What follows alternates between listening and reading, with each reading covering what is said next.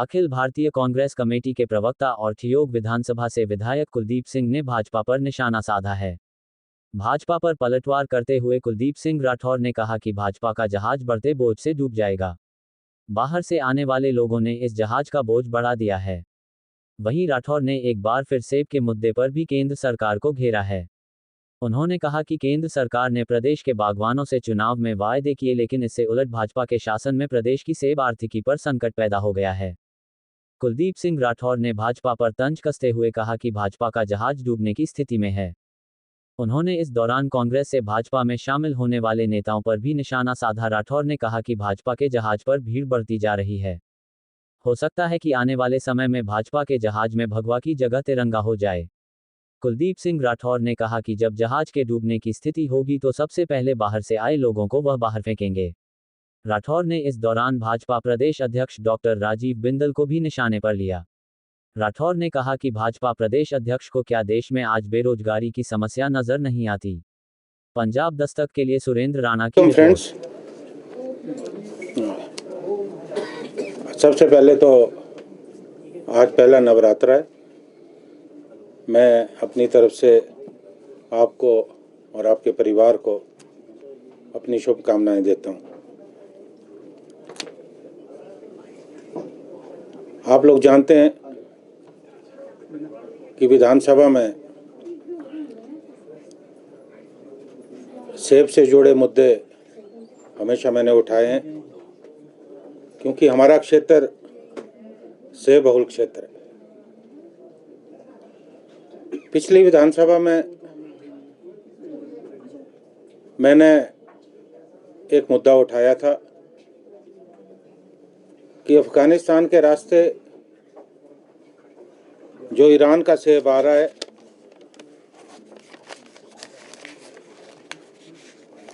उससे हमारी आर्थिकी को बहुत ज़्यादा नुकसान हो रहा है,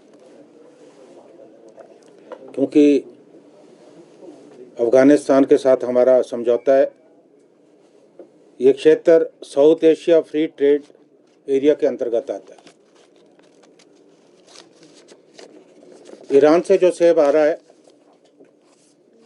उस पे आयात शुल्क नहीं लग रहा है।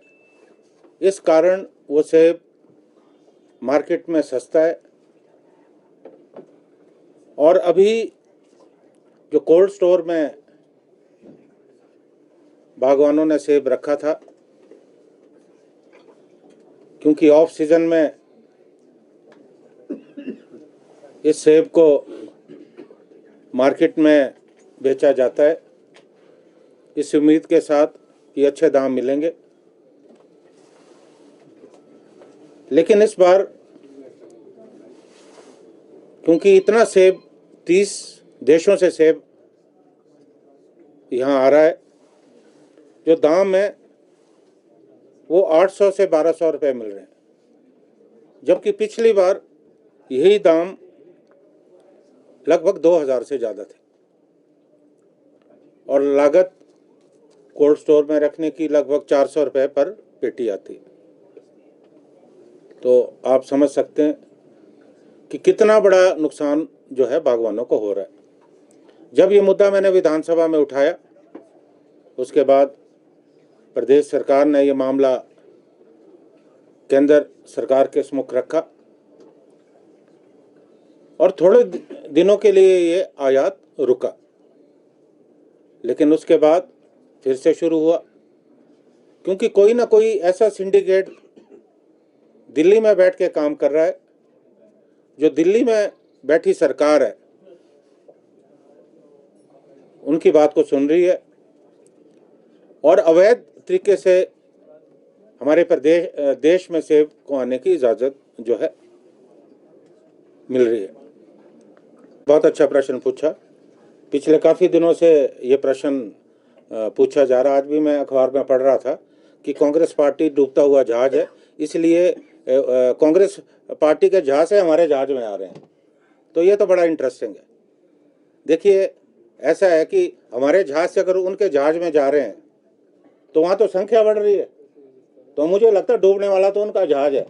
और हमारे जो वहाँ उनके जहाज में जो नए लोग हैं, और जब लगेगा उनको जहाज डूबने लगेगा तो सबसे पहले जो पहले जहाज में सवार होंगे उनको वो समुद्र में फेंकेंगे, है ना।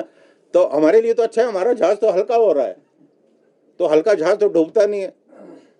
तो ये बात भारतीय जनता पार्टी के लोगों को समझनी चाहिए कि जिस तरह से भीड़ उनके जहाज में सवार हो रही है, तो निश्चित तौर पे उनका जहाज जो है उस भार को सहने की क्षमता नहीं रखता।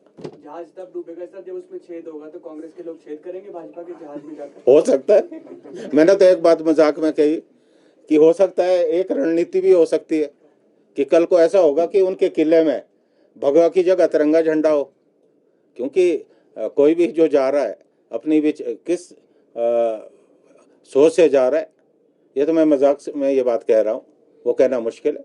लेकिन आज मुझे लगता है कि भारतीय जनता पार्टी के जो लोग हैं, जो उनके कार्यकर्ता है, उनमें बड़ी हताशा है।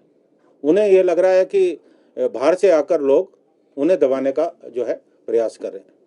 तो ये हताशा आपको भारतीय जनता पार्टी के कार्यकर्ताओं में निश्चित तौर पे दिखेगी। प्रत्याशियों के नामों में बड़ा